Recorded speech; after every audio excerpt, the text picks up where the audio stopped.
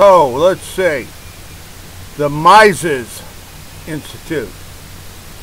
Mises Institute sees my points on the U.S. Supreme Court.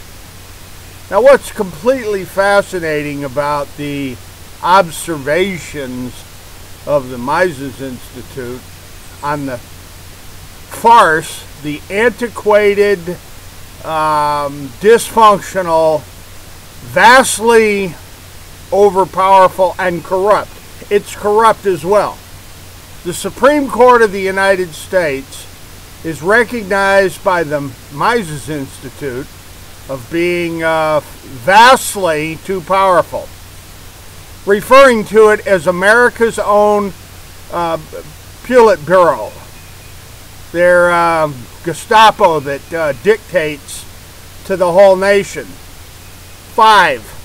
Five members of the Supreme Court dictate to over 325 million people what they're going to get for freedom. Now, folks, I want to put a little WD-40 on the argument. Let's use a little WD-40 to make this point. When you have 5 people that can select 1% of the cases,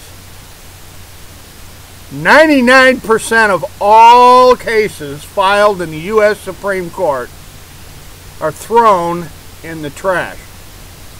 Now, how do they pick the 1% that they do rule on?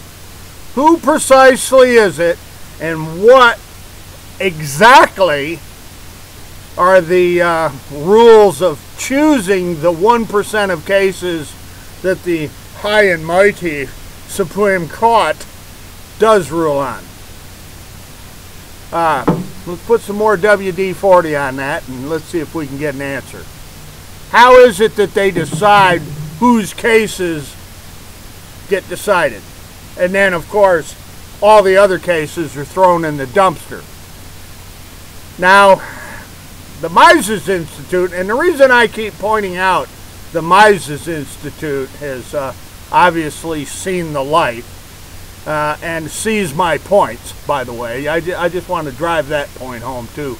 I am kind of justified and corroborated, if you will, and my points are well taken over at the Mises Institute, so I must be crazy. Or, I don't know, maybe I need a haircut because Donald Trump thinks that my not wearing a dishonorable, you know, the right dishonorable justices of the British courts wear them stupid-ass wigs, this is real. Do you think I need a haircut, Donald Trump? What an absolute dumbass thing to say. Now, does he need a haircut? I can't tell if he's a woman or not. Trump, let me tell you something, Chief. My DNA is ancient, Saxon. In other words, Leif Erikson was probably a cousin. And my ancient tribes of Briton, B-R-I-T-O-N, they came from Saxony and Belgiany. They crossed the English Channel from Belgiany about 1,000 years before the birth of Christ. And, well, the difference between me and Donald Trump, I suppose, is my family's been in the Americas for 417 years. My family came to the Americas in 1601. What do you think about that, Donald Trump? But let's get back to the Supreme Court of the United States and this smoke and mirrors bamboozling of the American people. 5 justices, the 5 majority, you know, that magic number 5, dictates.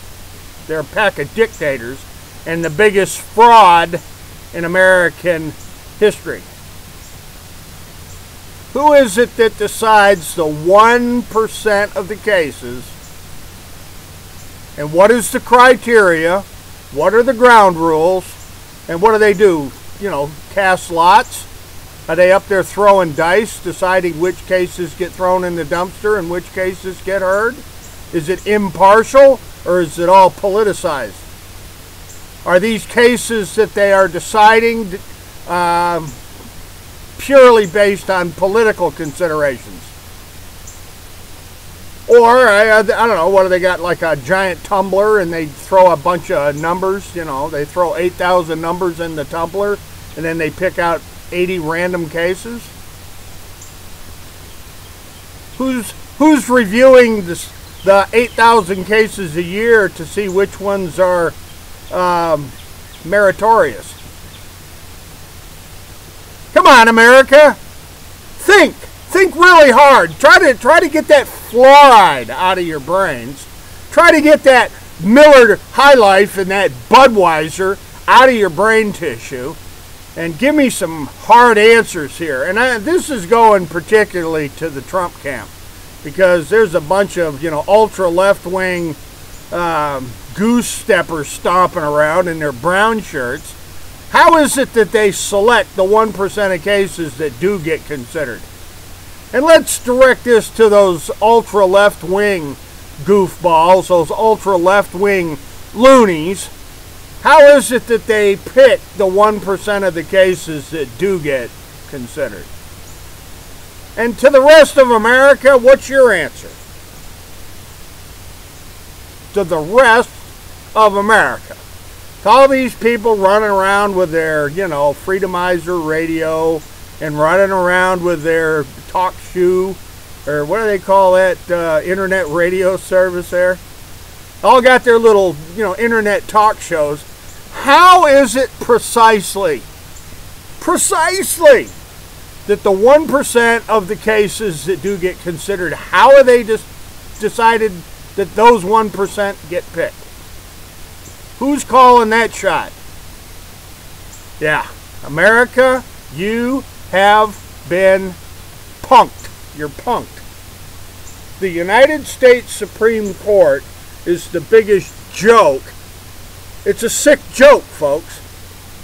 I've currently got a Rule 60B, which is fraud by the court. I've got a Rule 60B motion in the 4th Circuit, the 4th District, and the U.S. Supreme Court. Total fraud. The way my case was handled was basically McDonald's style. They, you know, took the filing and then they trashed it. From the district court to the appellate court to the Supreme Court. All levels of the court just threw the case away. They threw it away because they don't want to rule on it. They threw it away because they don't want a jury to hear the facts. Witham versus New York. They don't want that case heard. Just thrown in the dumpster. Rocket docket. Hello? Anybody home? The rocket docket's being practiced in the federal courts. And there's a lot of people across this nation that are catching on. Now, you know, Steve and Dwight Hammond's going home. You know, I agree with that. The Hammonds got a raw deal. Prescribed burns and using fire for range management and using fire to control tinder and undergrowth is a scientifically sound practice to control wildfire. What the Hammonds did by setting the backfire was a defensive mechanism to save their ranch